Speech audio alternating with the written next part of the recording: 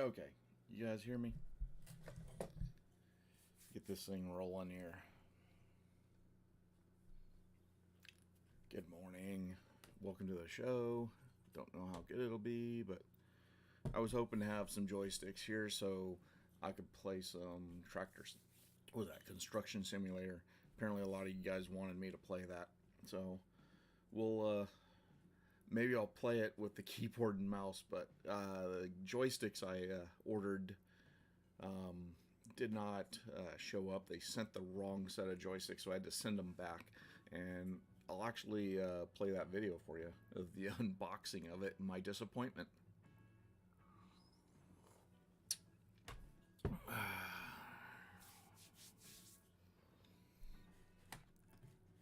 Let me see if I can even find that.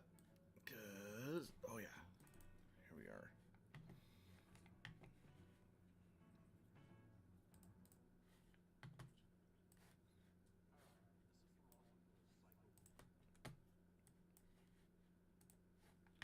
Let me get that up.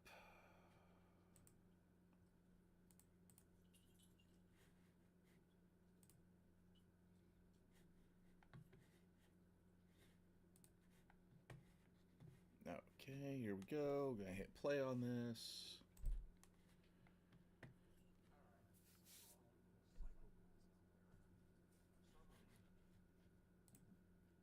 Want to watch me play a game, a construction game. So this is what I've done. I've taken a little bit of my own money, and this is a stupid unboxing, but an unboxing. This is what I ordered. Let me see. There it is. They sent me a T-Flight freaking Hotez. Not what I ordered. This is not what I ordered. Yep. Just said that. There's the disappointment.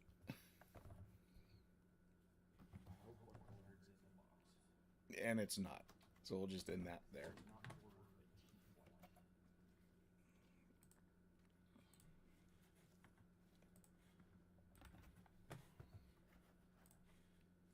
So that's where I wound up.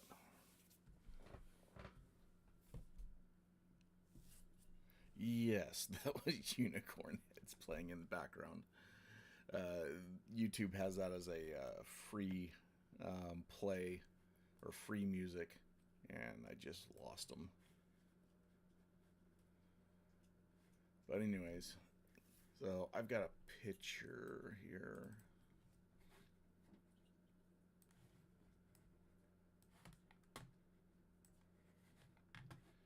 Let me pull that picture up. So this is the joystick setup that I had ordered, so that way I'd have the actual two sticks to wobble around with. And I have a space game, so that would work out playing for my space game. Star Citizen is what I've got, but that's the one I wanted, but they did not send that. They sent that other joystick to me, so I put it back in the box, sent it right back. Don't know if they're gonna replace it with the right joystick or not, but I know they're at least refunding the money. Hopefully they'll send me the right stuff. Either that or I'm supposed to order reorder those things again. But I can try one more time to get that. Oh, let me see. So currently, I'll give you a little show and tell of what I'm currently working on.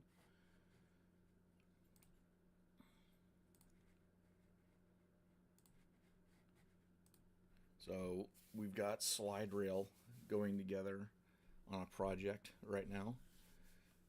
This is where you dig a hole, put posts in, and then all these panels will lock in. I've got a couple of different series of videos showing how this stuff goes together. And right now we're doing it. We're going to be 27 feet deep on this project, around 108 inch, or yeah, around 108 inch pipe we got to break into it, and it's a live sewer line. They shut down the sewer line and diverted it to a different line a couple of days ago. And so this is, so down there you can see some paint about right where the bottom of the hole is.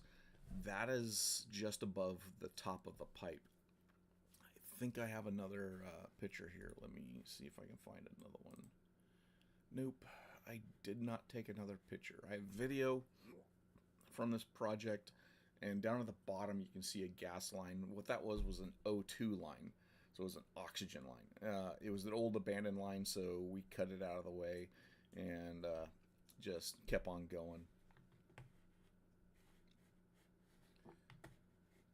So let me see here.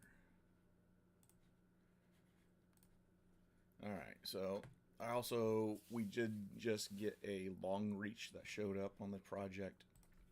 So I'll be digging with a long reach. I'll get some pictures and post those too.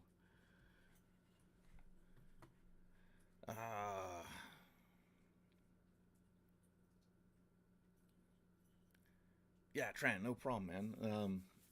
I sent Tran's been actually sending me messages on my Lever Monkey Facebook Messenger, and so I sent him some pictures and stuff from the job site that I can't really show everything here, but I've sent a couple of pictures. I think those two pictures I just showed are pictures I sent him as well.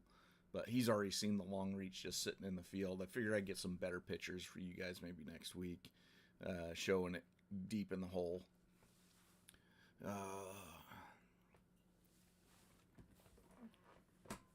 Okay, so I guess I could try, unless you guys got something you want to talk about, you bring up some new subjects or anything.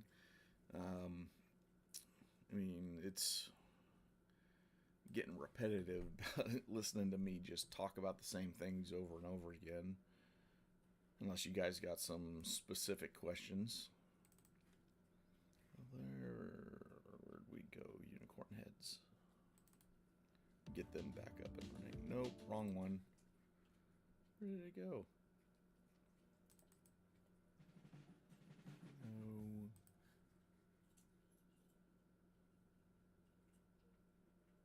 I do not remember which one I was on. Oh, God, no. Oh, well. Alright, so, anyways, I think I was going to try and play... We were going to try and play a little bit of Construction Simulator this morning and see how it goes with using the old keyboard. And then I can talk about how that goes. Let me see if I can figure out how to get the main screen here up and running. I did not prepare for this because I figured I'd get it all ready once I got around to doing the actual gameplay. Clay, no problem. We just got started. I think I'm going to start streaming at 8 o'clock since so many people weren't showing up at 7 o'clock. So I just thought I'd give you guys a chance to wake up. And I mean, sometimes I'm up at 5 o'clock in the morning. This morning I actually slept in, so late stream today. Anyways, so I think the future streams will all be somewhat later. Let me see. I need to stream my display.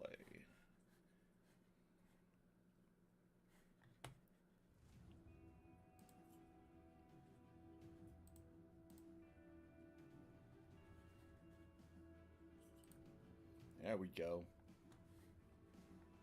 I don't know. Is that working out very well?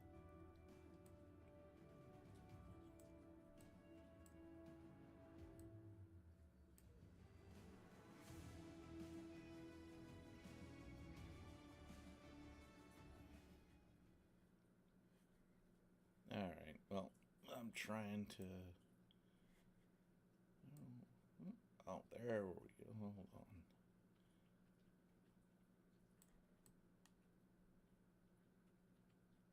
Well, because my monitor is not the right size for streaming, is not giving me a very good...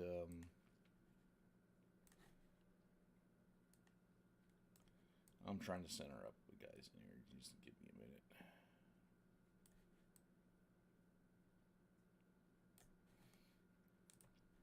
There we go. That's better. You guys like that better? I like that a little better.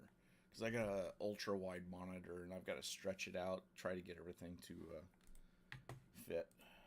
So I already started the game. I played through the very first part of it. Single player.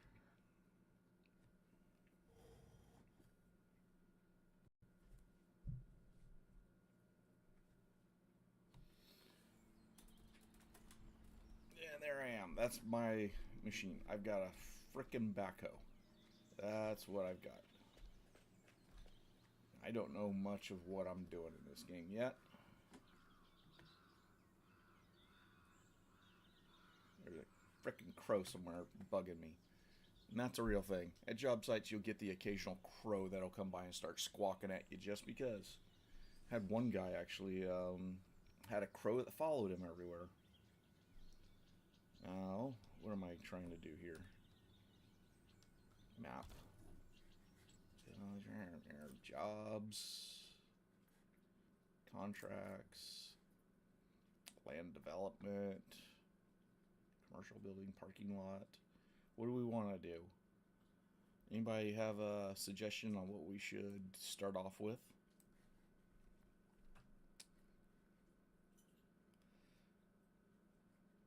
Damn, alright, well, join. Yeah, so Tran, he has the game as well, and you can play multiplayer. But we gotta get some things sorted out. I think we need to test that before we do it. Let's just take the first one I see here. Job set, weather, jobs. Alright, I don't know how well this is going to go. Let's just... Okay. Why am I backspacing? Rent construction machine, flatten the area. Excavation, that's the part we want to get to. Rent a construction machine, trench excavation, flatbed. Ooh, there's a lot of things to do here. Alright, so let's accept the contract. Rent machine. I don't know how to do that. Upgrade level.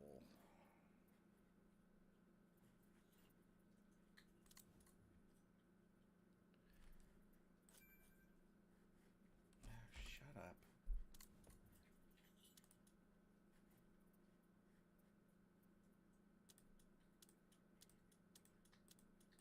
Ooh, okay. So we got some different machines. I'm guessing we just need the small little guy.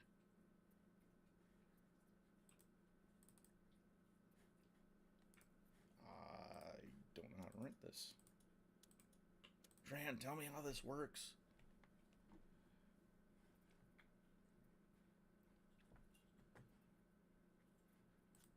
Materials, village, location.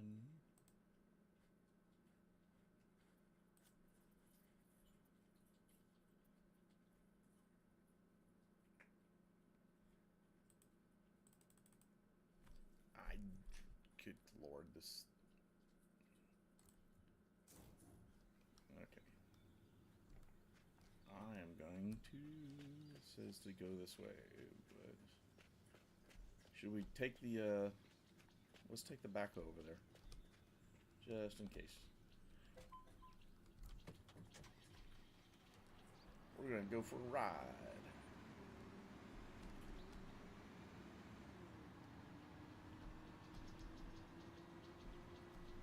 There's my flatbed. I left out in the street. Oh, come on, dude. Get out of the way. Why is there... It is busy. We got four-wheel drive. Excuse me, coming through. That's one thing on here that we do transport some of our machines as long as it's local. Let's see, does this thing slide? Somewhat. But we do transports and things like that where we go places with the machine on the ground or on the streets, but usually you have to have an escort, like you gotta have a truck with blinkers following you around. Why is it... Okay, it's got me going everywhere? Where am I going? Am I here? Or is this a rental company or something? I don't know, but it said to go here.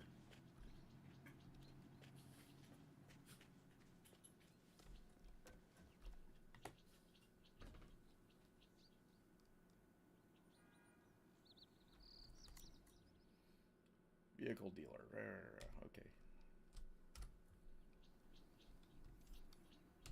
G. I am hitting G. What? No. Vehicle dealer. Enter. It's not working.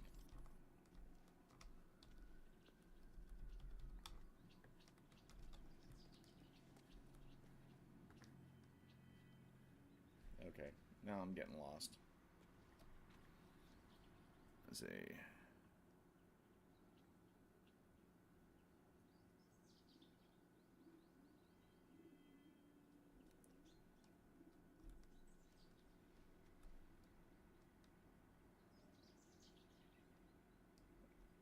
Okay, well, we're not buying anything right now. Apparently can't go in there, so I don't get it. Map, where's village?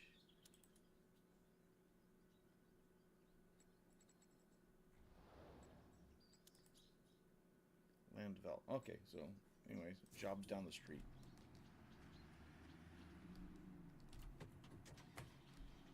Let's see if we can get there without killing anybody. Excuse me, pardon me, coming through.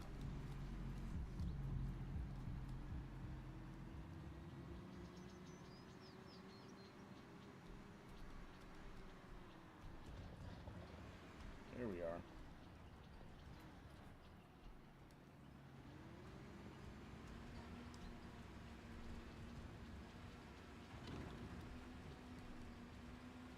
Oh, where is first gear and four-wheel drive?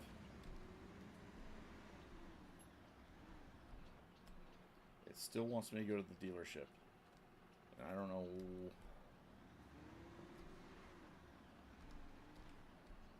Let me see. How does this work? There we go. This is hard with a freaking keyboard.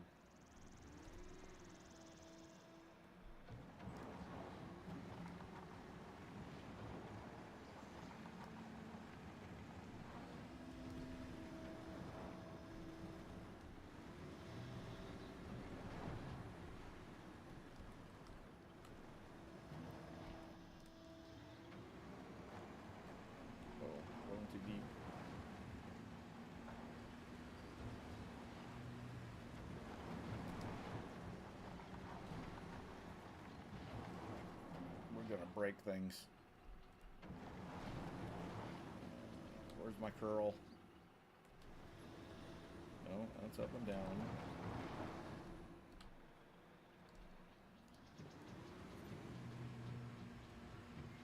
I'm guessing this ain't work because it doesn't have a little circle or whatever around the thing. I'm just spinning my wheels.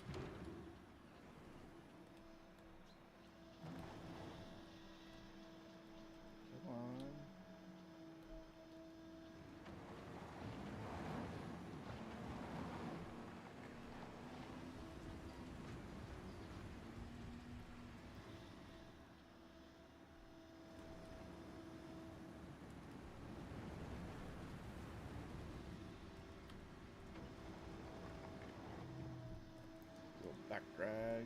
Why does this thing only have front wheel power?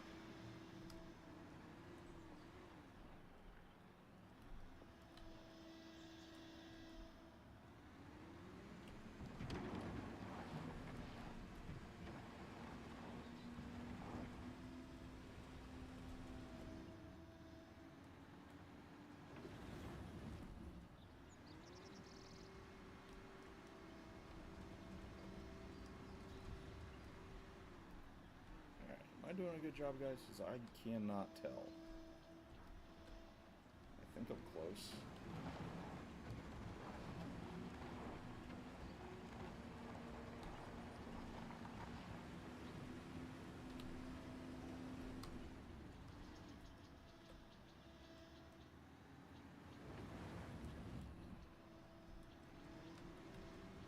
This would be a heck of a lot easier if I had a joystick. Or two. No, no, no.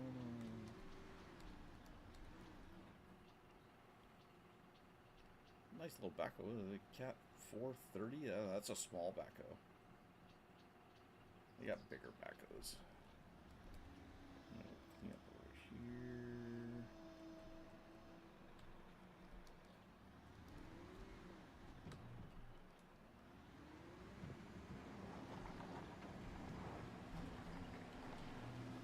Come on.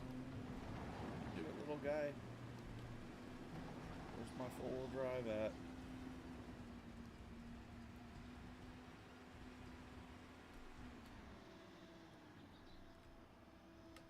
No, I keep getting that backwards.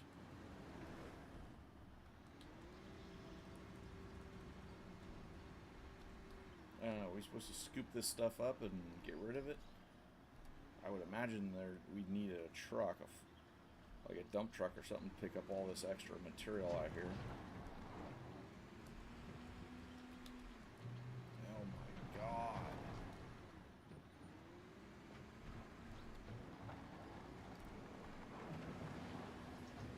Good lord.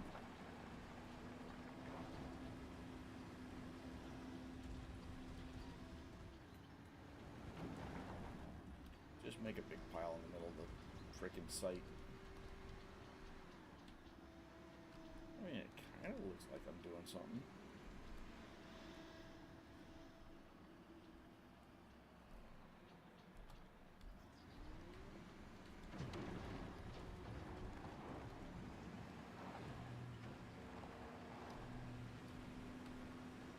Come on.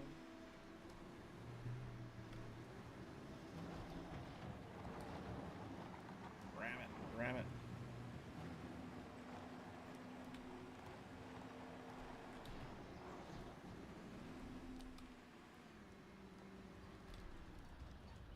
This is not anything like the real thing, I don't think.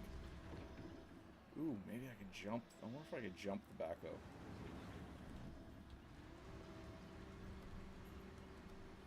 Make a ramp, jump the dang thing.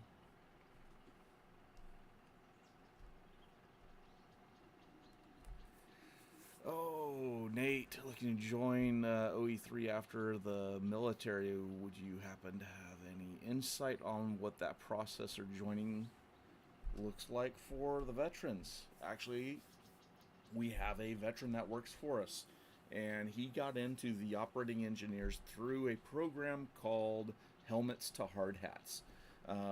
When you start doing your DD, was it DD 214 or 219? I don't know, whatever that it is. You're getting out. There is a program, Helmets to Hard Hats, that will get you into the operating engineers. So that would actually be that's an excellent way for you to get in and start your career as an operator. And it's I don't know what the process is because I did not get into it really a whole lot. With Alex was the guy's name that told me about it, and that's how he got in. And he didn't even go through the apprenticeship program. He got in straight as just a journeyman operator.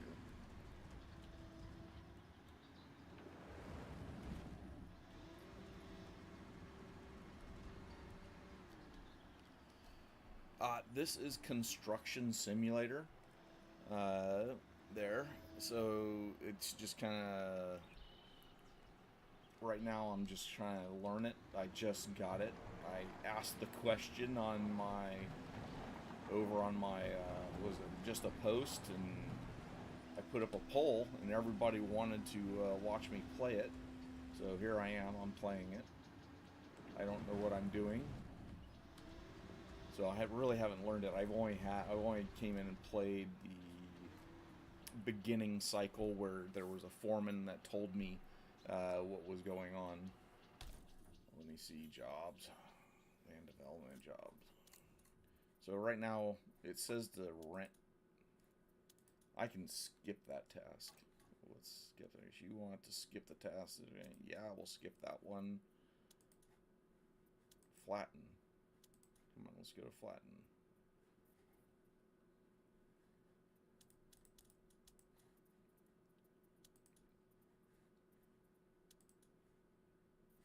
Okay, hopefully that got me past that rental.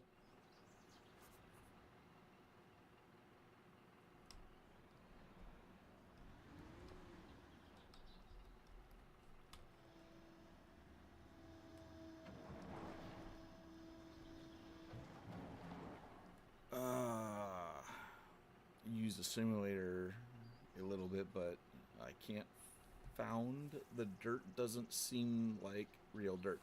No, yeah, it's this already. I can already tell you that this, the way they're simulating the dirt, how it goes into the bucket. I mean, in all reality, it's just a game. Yeah, come on. Try get it to curl up, but the machine doesn't seem to have the power that it would have in real life.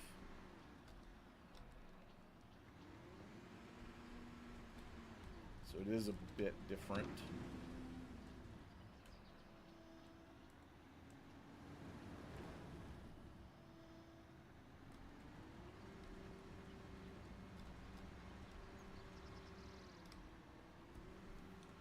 Oh, I'm guessing I need to have like a dump truck or something to haul this off. It keeps telling me to go back and rent equipment, I think. Woo! Okay. Spin. Oh, big jump. Let's go some trouble. This is another thing. So on projects, if you're leaving mud in the streets, the city will actually charge you for it still wants me to go there.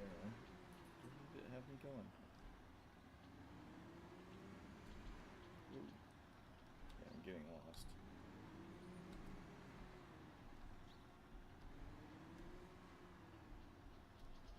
Oh, there's something. There's one of those hidden treats.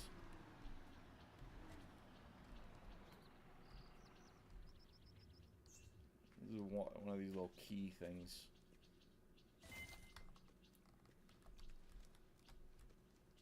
So that tells you I've only found 3 of them, and 2 of them were okay.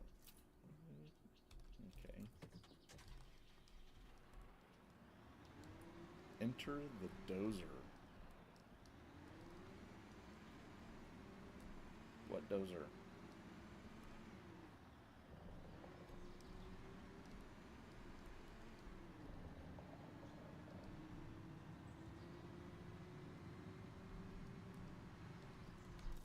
This thing is not telling me and giving me really any information.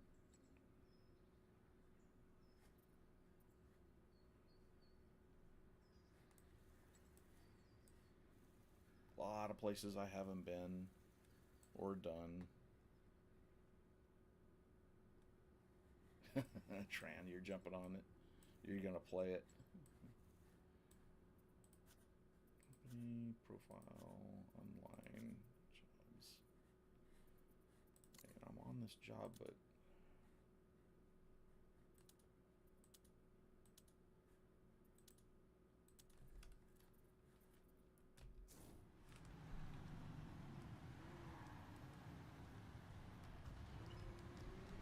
yeah, so this project that we're actually on, I'll talk a little about the project I'm on. We're doing slide rail, and for anybody that showed up late, I showed some pictures of what we're kind of doing, and we're gonna be doing some deep. We're gonna be 27 feet deep, digging around a 108-inch line. G, enter, G, G, G. I'm hitting G, but it won't let me inside to rent anything. Arr.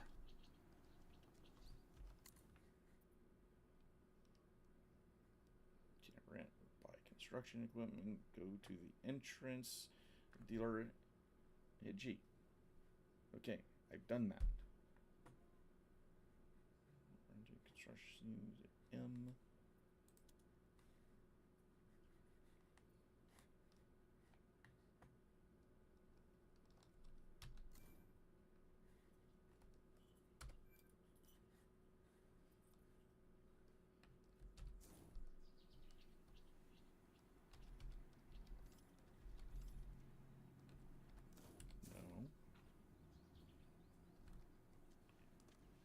Alright, well, I don't know. Maybe the game's broken.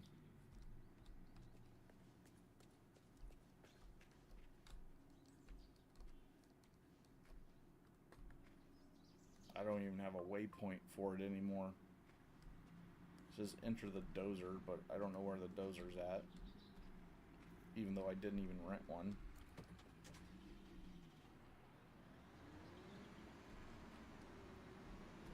I don't know, maybe a dozer showed up. Is there a dozer there now? I don't think so. No, still just a pile of dirt. Dirt's still all over the place.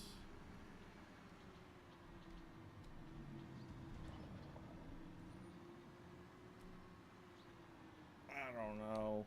I don't know what I'm doing, guys.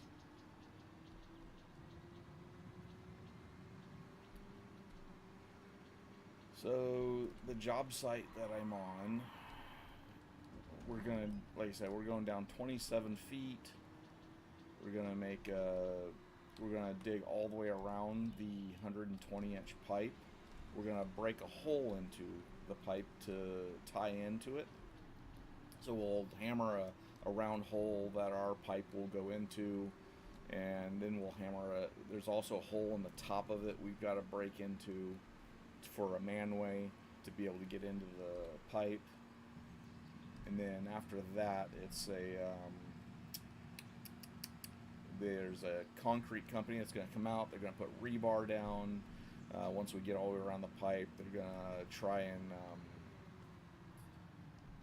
they're going to pour a concrete structure. So we got a 1 foot thick wall. Ooh, geez, sorry. There's going to be a 1 foot thick wall on one side, on the back side to support the pipe, and then on the other side is going to be a 4 foot thick wall where the where our pipe is entering into the sewer line. Ow.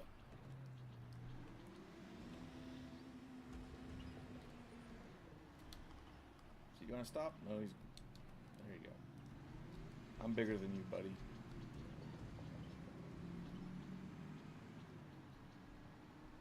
Alright. Like I said, I got no idea what I'm doing with this thing. There's gravel back here.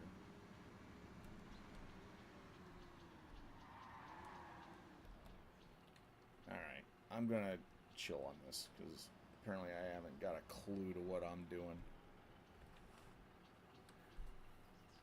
How did I originally get into the operating engineers? What made you want to get into the operating engineers heavy equipment? Well, I guess you could say I was kind of born into doing it. I'm a fourth generation operator,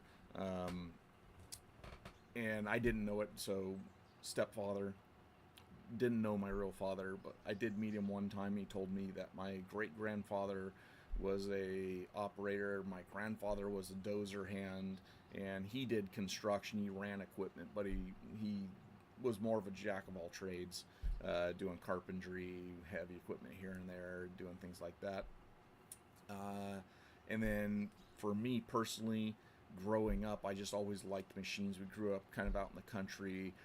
My buddy had farm tractors and stuff like that. When I was about 15, I started going out to the farmers, run equipment here and there for them, doing, pulling disc, just, jumping on some farm equipment, doing some basic stuff. And then my senior year in high school, I joined a program for ROP, Regional Occupation Education, or program, and I spent my first 3 periods of school out at a training facility that allowed me to jump on equipment, and they had an instructor there give us real super basic. Basically, everyone went out there and they jumped on the stuff and they just drove tractors around and hit the dirt with the control, play with the controls. The teacher was real lenient on just letting us play around. I mean, I was a high school kid, so I didn't take it too seriously. I wanted to go have some fun, but they did give us some structure, not a whole lot. After that, once I graduated high school, mom and dad basically told me I have to start paying rent or find a way to go to school.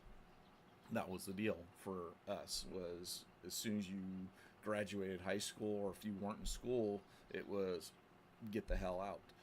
Gen X problems, right? So what we did is I found another heavy equipment training school. What was the name of that thing? Anyways, it was another training school. It was connected to the operating engineers, but it wasn't directly for the operating engineers, but it had a pathway into the apprenticeship program. So I jumped into that program. I didn't have to pay for that training. It was free training. They actually gave me a stipend because they were paying, because they had on-site living facilities and this program was all designed for young people that were just out of school or didn't have jobs or looking to get into jobs. It was a huge school, so they had culinary, concrete work. I mean, they covered all the construction and other types of education that was harder to get into. Other than, just going up to a company and saying, hey, I want to work. So after I got done with that program, took me I basically was there for 6 months. I graduated in 93, September of 93. So by June of 94, I had transitioned from that training facility to the apprenticeship program as a POP, probationary period. And I worked, and I think the probation was 750 hours of work.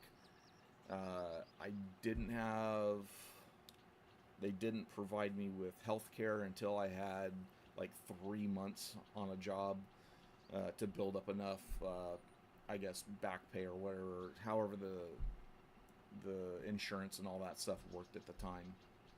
So once I did that, then it was just, I've always wanted to be, so when I was young, I knew I didn't want to do labor work, so I didn't want to get into labors. I tried going to some companies directly, told them, I want to do this. But one of the things you want to do when you go to a company, you want to interview the company as much as the company is interviewing you. So if you go to a company, I asked them, hey, what's the pay scales? What's the future pay scales? Where am I going to top out on pay? And what kind of job does that look like? And this was for like hazardous waste and stuff. I had my hazmat training when I was 16, I think. I think you had to be 16 to get your hazardous waste. My mom had a company that dealt with hazardous waste and stuff, so I worked for her every once in a while. Not all the time, but I did do odd and end jobs for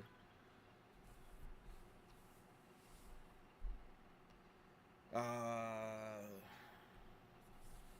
How are the benefits and pension, and do you guys work year round? That is a trick question because it depends on what you do. If you do dirt work, if you get into the dirt side of things, you can't work in the rain. They do have some jobs where you can work in the rain, but usually no. And it also depends on what region you live in. So if you live, say, like in Utah, up north or something like that, year-round work might involve snow removal, clearing parking lots and stuff like that. I hear it's crappy work to do, but it's work nonetheless. I do get to work year-round. I have to request time off during the winter because they don't want to sit me at home and lose me because I'm apparently their top guy, so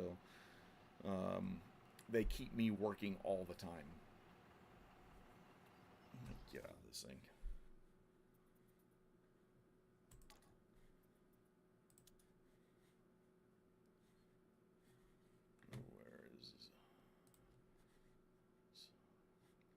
No, not what I'm after.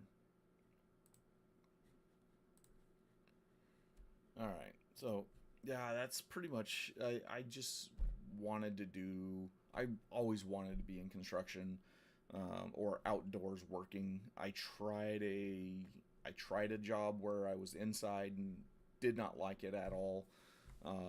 It's just I knew who I was. I was lucky enough to figure out who I was and who I want or what I wanted to do with my life real early on. So if you know that you want to be in construction, you just have to start looking and researching how to get into that line of work and finding different ways, whether it be an ROP program through school, the hard hats, or was it helmets to hard hats coming out of the military. And there's a lot of different things that you can do that will allow you to get into what you want to do, regardless of what that might be. Oh,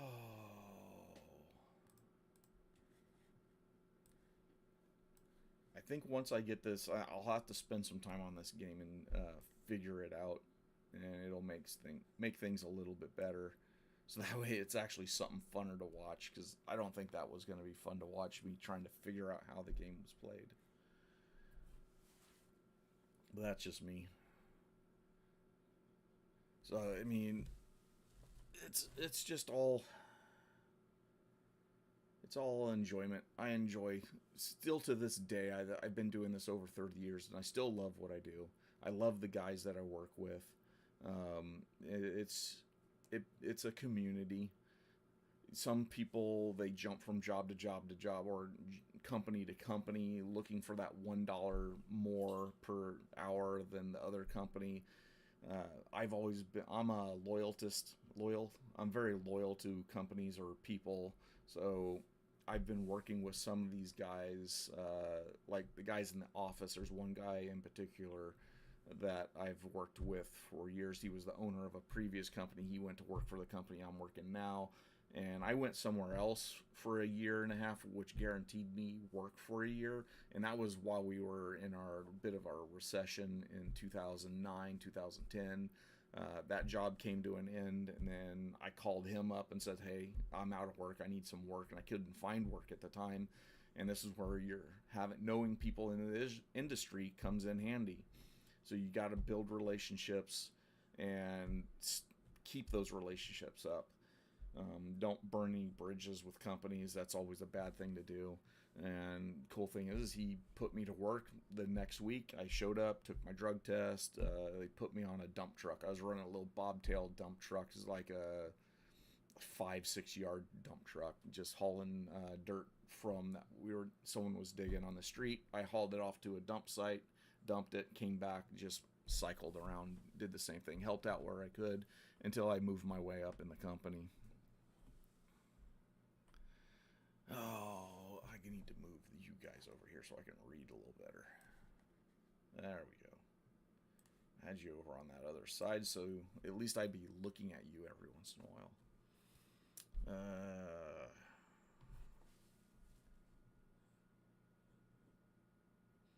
All right, Clay, you're gonna have to jump off. I'll watch the rest of the stream later this evening. It's been great as usual. I don't know about great. I think you're overselling it there. But all right, we'll talk to you later there. Uh, so again, with the year-round work, the year-round work sometimes is muddy. It's kind of a pain to work in during those times. I've got pictures. So great. Now you're gonna make me start looking for pictures of wet jobs that I've done. Where I mean, you got guys walking. You're walking around on these projects. Some of them, the mud is so sticky. The bottom of your feet start growing. You start getting taller as you walk around the job, and that's about the time people start hurting their ankles and stuff and whatnot. Let me see. When was that project? And do I have pictures of that project? No. Do I? What is that? Oh, that's an airplane. I like airplanes, if you can't tell. I'm trying. one of the things I want to do this weekend, I want to put my shelf up. I've got a shelf that I want to put here so I can put all my little tractors right here for you guys to look at and talk about or fantasize about. Maybe I'll rotate them around.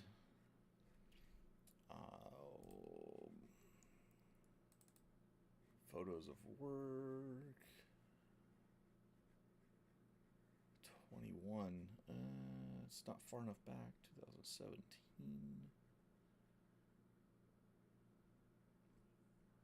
I don't think I have any pictures in the mud.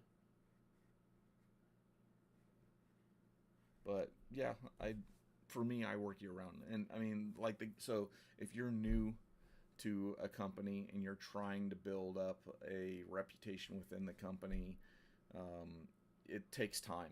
It really does. You have to take time to build the relationship with the company, show that you're a valuable asset to the company, and they'll eventually, as people move on, like someone above you may go to another company for an extra dollar or something like that, which to me, a dollar isn't worth changing companies and changing relationships and being the new person on the job site.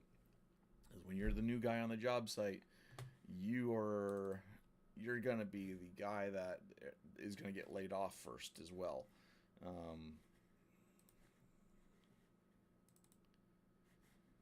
So, and that's one thing I don't like. I don't want to be the first guy laid off. No, that's on a beach. I did a job on a beach up in Lake Tahoe. That was fun. Here's a. This is what happens when we work year round. Let me get this photo up for you guys.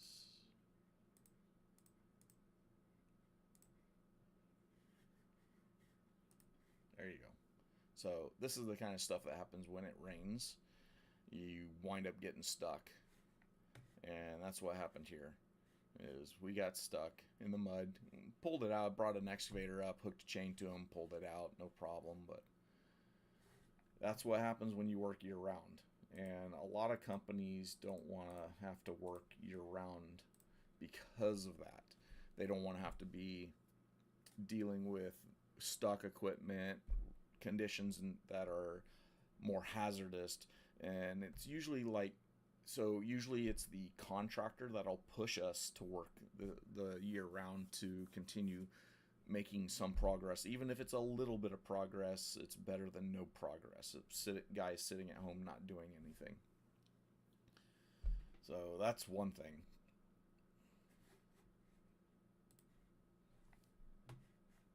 Let me see. You guys got anything else you want to talk about? How many guys I still got? I got 6 people watching. Hey, that's not bad.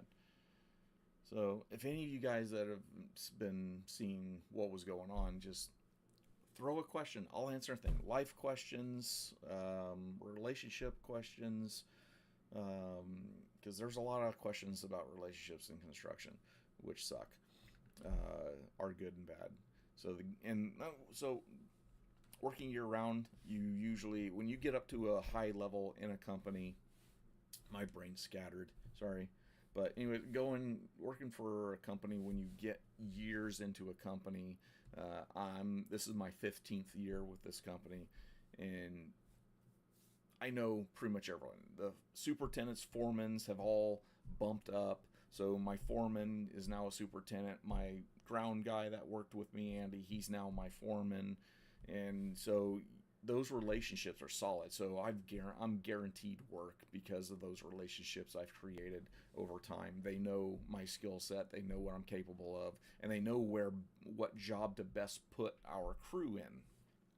So they've put together each and every one of these different crews with different skill sets. Like some crews are more patient, more likely to adhere to all the safety regulations. Our crew is a little bit willy-nilly, a motley crew of guys that just want to get it done. And if we cut an edge or something like that, and get away with it, we will do that to make more progress faster. I know our safety department doesn't want to hear that, but they do know each and every crew has a different skill set and a different patience levels and stuff. We have one project going on that's at a hospital where they're digging around tons of lines, doing things. There's all kinds of things in the way. It's in the middle of the city, and it's slow work. And there's a ton of inspections that happen all the time. So they get around something. Now that has to be inspected. They have to wait. And they pull back and they do something else. And it's just real slow work. You got to have a special set of guys that are willing to have the patience to be able to work through that kind of scenario.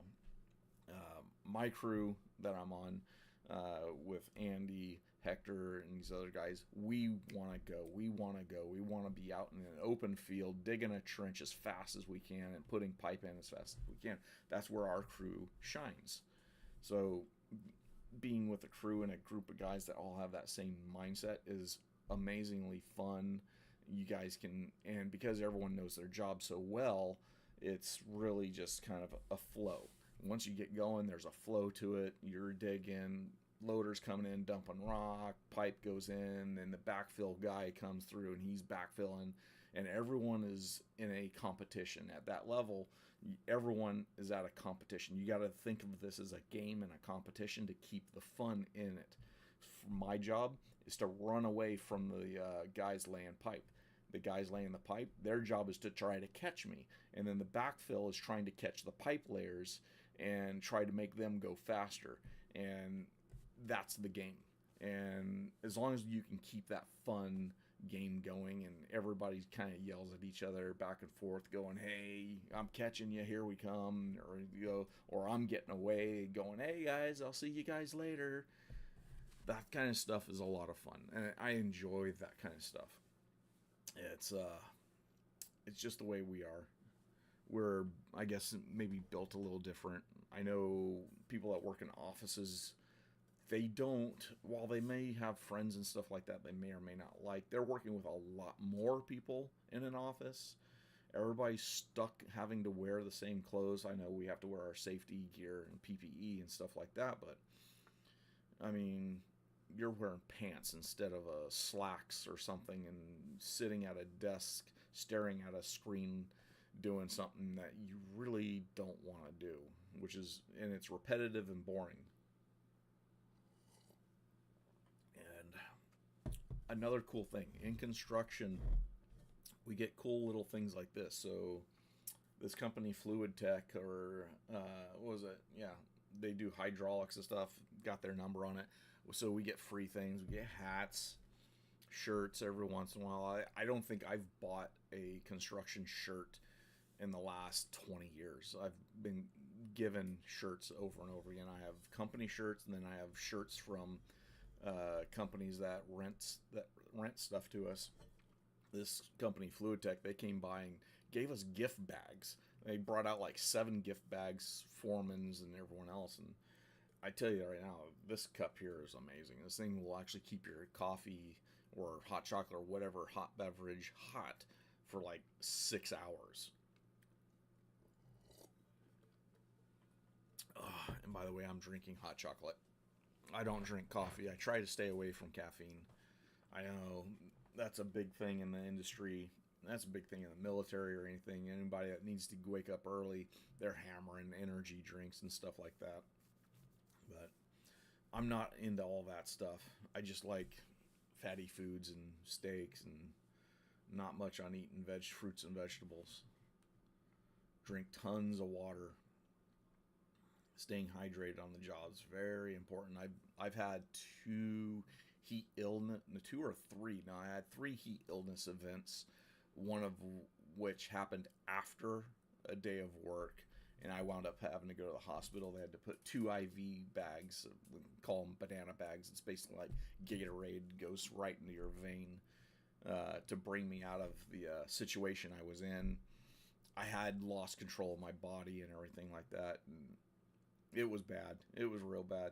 And I know several other guys. Andy, he had it happen to him. And this doesn't just happen on hot days. This will happen on cold days too. If you're working really hard, we had a guy go down we were working night shift. He was a younger guy. I guess he hadn't been drinking sodas all the time, or this is several years ago, like 2010. and he's drinking energy drinks, sodas, and stuff, not drinking water. And those things are all diuretics. They dehydrate you. They don't give you hydration. And so this kid, he's working, and then all of a sudden you kind of see him start swaying a little bit back and forth, and you can see he just quit sweating. So he's not sweating, so his sweat's not cooling him down anymore. And he just gets a little tipsy, and the guy that's working with him waves down the foreman and say, hey, there's something wrong with him. We go over there, start looking at him. Oh yeah, his eyes are starting to wig out. He's not sweating at all. So we set him down, and it wasn't hot out. It was a nice cool night. It was night shift, and they got him some Gatorade Propels. I think it was just Gatorades or whatever, and set him off to the side, put him in the foreman's truck. He was done for the night, and we got him to a point where he was in a good condition, and then he was able to go home, drive himself home, and then come back the next day. And we told him, hey, hydrate. So I'll usually pound a bottle of water before I even leave the house. And like I said, so my hot chocolate is actually the majority of it. It's made with water, not milk. So it's just got those little packets. So that's actually pretty good. This will actually flush you out if you're not careful. And then you're having to use a blue room, which not really a fan of having to use a blue room, but you get used to it, unfortunately. Having to do things that, in places that are disgusting. Although over the years, the blue rooms have gotten much cleaner because companies are now held to a higher standard. And that's another cool thing about working on very big projects is their level of safety and working and making sure everything, PPE and everything, sucks. Because they've got certain levels on certain contractors that want you to walk around with gloves on the entire time. As soon as you step on the job, hard hat, glasses, gloves. They don't want you to accidentally touch something and cut your hand on a piece of metal, because all the equipment that we work with, our buckets are always hitting things. Well, like I'm doing that slide rail shoring. So I'm using my bucket to beat on the panels and stuff to beat them into place. So you're creating sharp edges. The metal peels, so you got little tiny splinters of metal that you can cut your hands on. Andy does that a lot. He has one finger in particular he cuts consistently all the time.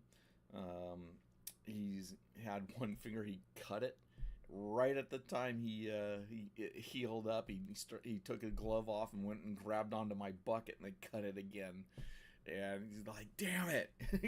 Back to the truck, another Band-Aid on it, and grab some super glue and super glue it back together or whatever. Nate, I'm in District 80. I'm in Sacramento. So I'm in the middle of the state, I guess you would say. I have worked in District 20 a bit. That's down towards Stockton. I don't know what all the different districts are and where they're all at, but that's easy to find out where they are. I think the operating engineer's website has a map of all the different districts of where everything is. So where are you out of, Nate? Are you near the Sacramento area? Because you said OE3, so I believe that you said OE3. Who said that?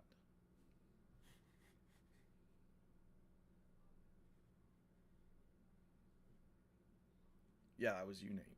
So I was just wondering, so do you know where you're going to be at, or where you live?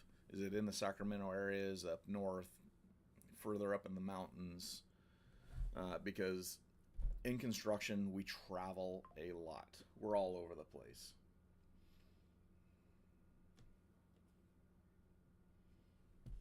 So, I work in many different districts. It's just the district thing is just where you're dispatched out of. It's just how so the way the districts work is I'm out of District 80, So I am a operator on the out of work list on District 80, but I haven't been on the out of work list in, God, I don't know how long, 10, 15 years. Um, yeah, at least 15 years since I came here. I haven't been on the out of work list. And so if you sign up, you can sign up in any union hall you want, but your District 80 union hall or your local hall that you are assigned to, you can be A list there, but you go over to another union hall like District 20, you're going to be put on the C list. They're going to dispatch their local people first before they get to you and dispatch you. But that's okay. I mean, you're getting dispatched first out of your district before you get dispatched out of there. So, but if they have a huge project that shows up in that district and they empty their union hall and get to you before your union hall dispatches you, hey, you just got a job somewhere else. You just got to drive there now. You got to be willing to drive to that district and work in that area, and you won't have I mean, it won't be an issue because I mean it's all local 3, but it's just working in a different district. And if they dispatched you there, you have to be willing to go there too. So if you're signing up in other districts, you have to go there. So the way it works is you get 3, I think it's 2 or 3 times they call you. If you turn down a job, you're allowed to do this. You're allowed to turn down a job. Because dispatch will call you and tell you what the job is for, what equipment you're going to be running, or what you're being hired for, and you can refuse it, and you'll maintain your spot on the list. If you're waiting for a specific type of equipment or something like that, but the second time you do it, it's either the second or third time. If you refuse again, they just say, okay, you don't want to work. They're going to put you down the list. They're going to bump you to the bottom of the list, and then you won't be getting any job offers for a while until everyone above you that are accepting all these jobs, they get offered first. You get bumped down the list if you refuse a job. So that's kind of how that works. I believe who was it asked about benefits? I'm just remembering someone asked benefits. But anyways, benefits are really good. Sometimes the benefit packages are pretty much a hassle. Now that the operating engineers have gone into the black on our retirement funding, because there for several years we had an issue that happened years ago and we were in the red. Our retirement package was not fully funded. Now that the retirement package is fully funded, they are now dumping more money into our retirement. So the last vote we had, a lot of people voted to increase our retirement pay.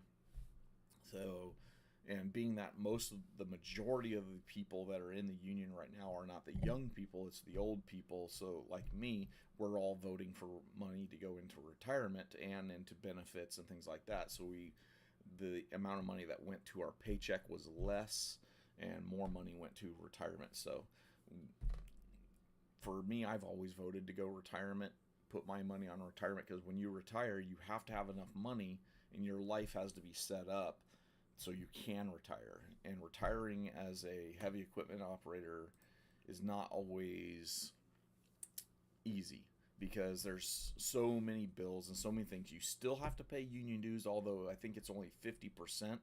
You still have to pay union dues to the union after you retire. I know, that sounds stupid. You have to, so you have hours built up that pay for your medical plan. So you have to work 110 hours a month to get your medical insurance. And then anything you work over that, they bank those hours. So like in 2009, 2010, when I was out of work, I had medical insurance for 8 months. I had 8 months worth of hours banked, and I had medical insurance that entire time. Once I got to the end of those hours, they notified me, hey, you're no longer insured through the union. You need to go back to work or start paying for the medical insurance yourself. And that's about the time I called my buddy and said, hey, I need a job.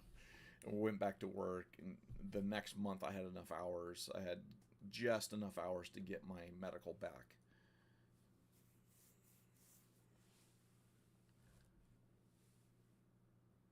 All right, Nate, originally from San Jose, but looking to relocate to the Sac area, currently stationed overseas.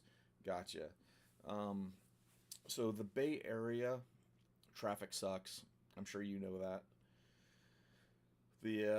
But there's a ton of work going on in the Bay Area all the time. But the problem with those jobs in the Bay Area is you don't have a ton of huge projects that happen. Every once in a while, we did have a phase where there were a bunch of big projects like the Apple Campus 2, Niners Stadium. There's a bunch of work being done at the Stanford College, but most of that stuff's all small little projects, but it's ongoing work that happens. And my company, their negotiations with Stanford to regain a contract, like because they just came off a 10-year contract with Stanford doing all their underground and other things. Here in the valley, the valley is super competitive. So our Bay Area guys get paid, I think, $2 more an hour than we do, just because of the cost of living in the Bay Area, and there's more money in the Bay Area.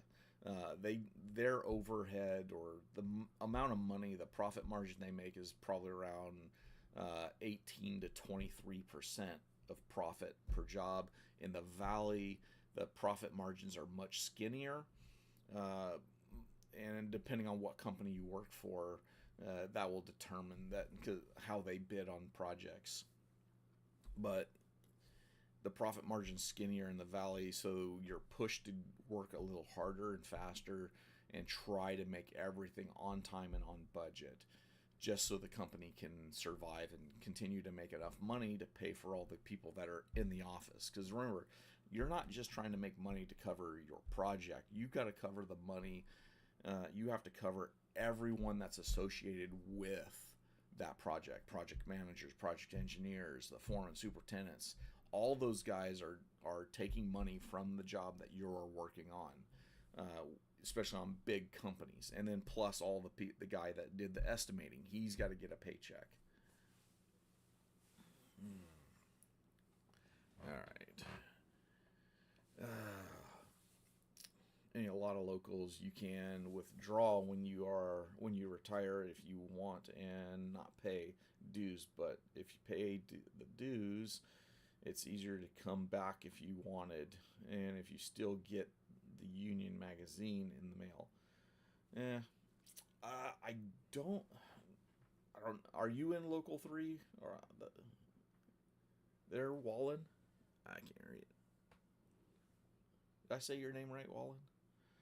Um, but from what I understand, we have to pay our own. We have to pay dues to continue getting our retirement package. Again, I don't know everything about retirement. I'm currently going to start looking into all that stuff. But I tell you right now, I have superintendents, foremans. I've got a bunch of old operators that have. I've only know, I think, two guys that I know that have successfully retired from the operators and stayed retired. The one guy that managed to do it that I know that I learned from, his name was Delmer. He he was able to retire because he had three checks coming in. He had the operating engineer's check, he had a disability check, and he had the veterans disability check because he was in Vietnam and he had been exposed to Agent Orange and had PTSD and a lot of other issues, and so he got 100% for that. So he's got three checks coming in. He's covered. He retired years and years ago, back when he was, I think, 60 years old, 60, 62, something like that. You're on the opposite side of the country, 825. Okay. Yeah, so you guys may have something very different than we have. But again, I'm going to start looking into the retirement thing. I may start talking about it because I'm getting closer to retirement, and I think it's information that my members or the members of the local three should actually be aware of. Guys that are starting to approach retirement like I am. So one of the things that we have here at our union is called the Magic 85. That's where your age, hours of good service, and credits all add up to 85. That once you reach that number of 85, you can retire. Now, the problem I have is because I started at 18 instead of 20, I meet that Magic 85 when I'm 53 years old. The other problem is that you can't retire until you're 55. So I got to work an extra 2 years because of that age 55. So the Magic 85 doesn't seem to apply to me, which I think is ridiculous because there are people that can come in at an older age, work less, and contribute less to the union and retire with less years in the union. Whereas I have to work more years because of the age 55 restriction.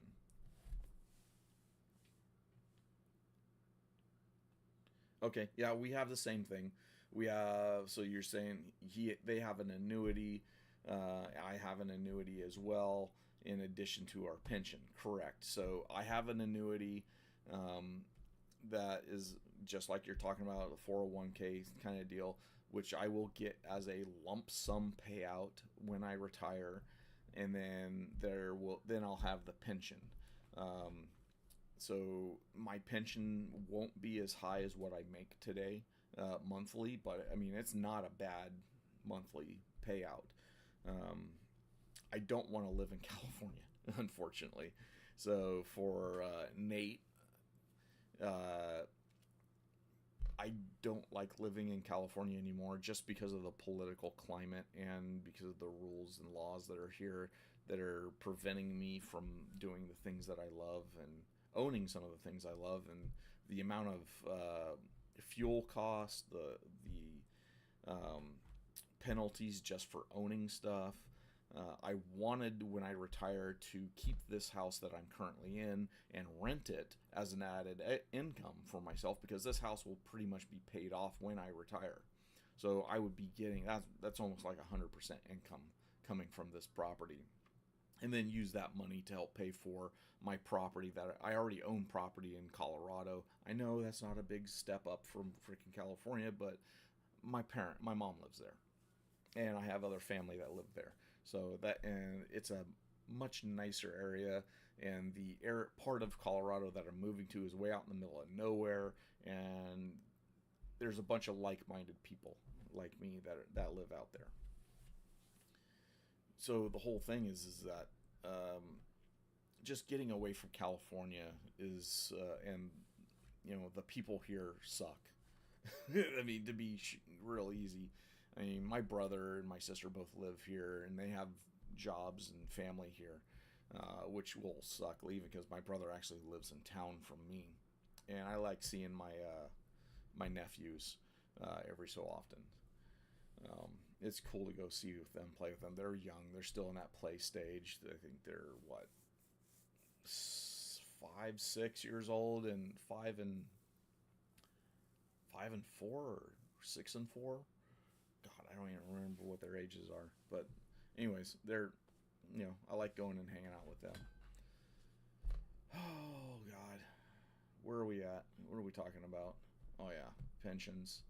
So the pension will pay out monthly. The annuity you get in one lump sum. So if you actually, at least here, we have some say so of how our money in the annuity is invested. So if you want to get involved with that, there's like 3 levels. There's like a safe level, there's a medium level of aggression with investing, and then you got your super aggressive investing, and that's with them. Or you can just take control of it, and you tell them how you want the money invested, and if it does bad, you lose money, that's on you.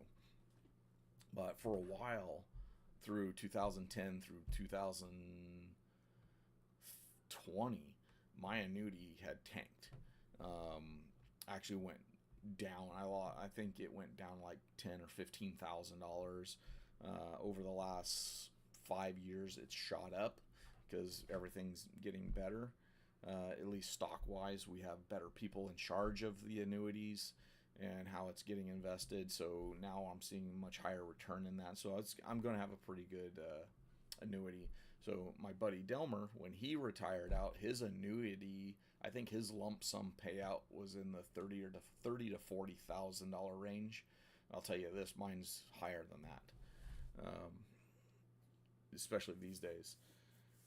But the pension, you every year you get a statement tells you how many hours you worked, how much money, what percentage of that was contributed to the hour or to the monthly payout when you retire. So it'll tell you if you retired today, this is how much money you would get. And typically it goes up about 100 and for me it goes up between $100 to $174 a month. So every year it adds like $170 to that payment that I will receive when I retire. Now that we've went into the black with our pension funding, now they're starting to add more to it, which means I'm hoping to get like $200 contributed every year instead of the 174, because every little bit that goes on there means I get more money per month when I retire, and the more money I get when I retire, the less I have to work after I retire. And that's one of the things that I'm looking into is when I retire, I'm not just going to retire and be a lump on a couch. You got to keep doing something. So I'm going to retire and I'm going to find a job, whether it be owner operator or because it's a right to work state, Colorado, it's not a union state. I might be able to stay within the industry, or maybe I can do a public works job, go work for the water company or something like that, and doing water services or turning people's water on and off because they didn't pay their bill or something like that, because it's something I know. Or I could become an inspector. But the union, if I stayed in California, the union is very, very strict on what you can and can't do. So I could do office work, like I could be a non-operating foreman, or I could be a superintendent or something like that. A lot of guys, when they retire, they go to doing something like that, or be an inspector or something, something along that lines. So that way they can keep claiming. Or what you do is you can hope that there's so much work being done that you can, as a retiree, you're allowed to work, I think it's like 700 hours you can work. Now, you got to take a grain of salt with everything I say here, because I know it's there, this thing exists, but I haven't actually read up on it, and I don't know the exact numbers. So I think it's around 750 hours you can work as a retiree, as long as there is less than 15% of people on the out of work list. So if I retire out, I stay in California, and my company gets to a point that they call me and say, hey, we got this project, we would like you to come back and just dig for us for this amount of time, and then they have to call the union. I have to call the union hall, find out if I'm allowed to do that. If the union hall has a low enough member count on the out of work list, and then if they say yes, then I can go do that, and they can pay me, and that money will go to the union and help my retirement and pay for some medical as well, get my medical insurance through the union back. But I mean, it's just, I don't want to have to do that. I want to be able to go off. I want to relocate, and I want to do my own thing. I want to get my pilot's license. That's one thing I want to do, and I would like to actually be working towards it right now, but it's just so dang expensive to do it. I got a buddy of mine, he's in the military. He's in the, what was it? Not National Guard, but Air National Guard is what he's in. And he actually has access to the Air Force training facility. And so they have airplanes that he rents at about 50% of less than what I would rent an airplane at. So an airplane to rent is, I think, like up to $180 to $200 an hour wet. So when you bring it back, um, you give the airplane back. You got to do everything, and that's per hour. That includes from the moment you walk in, you grab the keys off the wall, your time has started. So you may only get 30 to 40 minutes of flight time because you got to do your inspections, you got to do your walk, your pre-flight and all that stuff, then actually file your flight plan, do your flying with your instructor and all that stuff. So you're only getting like 30 to 40 minutes of flight time versus a full hour that you're paying for. And that's the part about the training for aviation that sucks.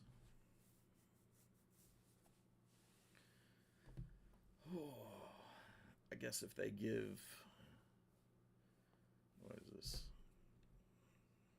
I guess if they're giving you a check every month without having to still work, they can tell you whether you can work in the trade or not. Yeah, and that's pretty much what it is.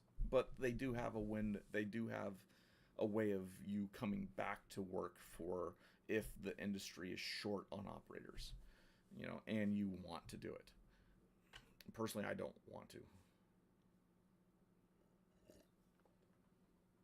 At least not here. My goal is to leave California, and that's been my goal for years. It's just the last, I don't know, I guess about the last 10 years, just seeing how California is just going into the shitter, for lack of a better word. It's just, I don't see California being viable unless this next election a Republican gets in and starts turning around some of this crazy stuff that the Democrat Party has put in place. And you got to keep in mind, guys, if you're voting Democrat, the problem we're having right now in California, which is what they want to do across the entire United States, is they want to take away your gun rights, they want to take away your right to free speech, and then after that's done, they'll start taking away the Constitution from you. So the current Democrat Party, or these far left-wingers, right? I don't know what they are, but these guys that are way out on this extreme edge, like Gavin Newsom, they think we are too dumb to take care of ourselves, and they want to implement a government that tells us what we can and can't do. And that's what they're doing in California. And in California, you're not allowed to defend yourself, and you're in your own home. You don't have a right to defend yourself. You have, what is it? You have to retreat. You have to. If someone breaks into your house to do harm to you and your family, you're not allowed to defend your family. You have to exit the home, and whatever happens, and they may or may not catch the person that's doing it. So if someone comes in and rapes your daughter or whatever here in California, the guy will do a year in prison or 2 years in prison, and then he's out doing it again to someone else's daughter. And I can't do this place anymore. It's just the way, and the police have their hands tied behind their back by the government. They can't do what they need to do. And this whole thing of, so he's shutting down waterworks. So all these lakes and everything that we have, that reservoirs that are in place to save water for us, for fires, for drinking water and everything, he's getting rid of them. I hate talking politics. I'm getting fired up here. You got me off on a tangent. But needless to say, I think our government needs to be rotated. We need to get a Republican in to kind of straighten things out. There needs to be a balance. This is what happens. This shows you what happens when there's not a balance of power.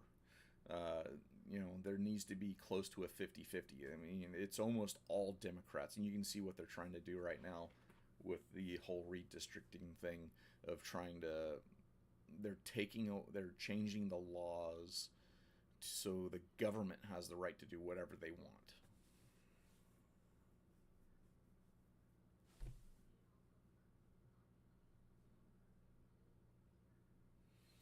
All right, Nate. See, what time is it? Oh, it's 9:30. God, I've been at this for an hour and a half. That's why I'm starting to sweat, I guess. So, anyways, guys, I think I'll call that there now that I've gotten myself all worked up and angry. So, I'm going to see about learning some more of the construction simulator. Once I get my joysticks in, I think I'll play it some more. Or I'll just put it on during the week and I'll just stream it and just do whatever I can do in it. And you guys can watch or not watch. It's just something else I'm going to put up. Yeah, I know. But so the whole thing with Texas, it's within the law that the people in charge get to do that. Here, it's against the law. In 2010, Californians made a law that said the government cannot make the districts. It has to be done by an um, independent citizenship that redistricts California. That was put into law in 2010, and now they're trying to take that away. So they have control of it. It's a direct attack against what Texas is doing. So, anyways, I'll see you guys later. And as always, remember, keep your butt level and your ditch straight.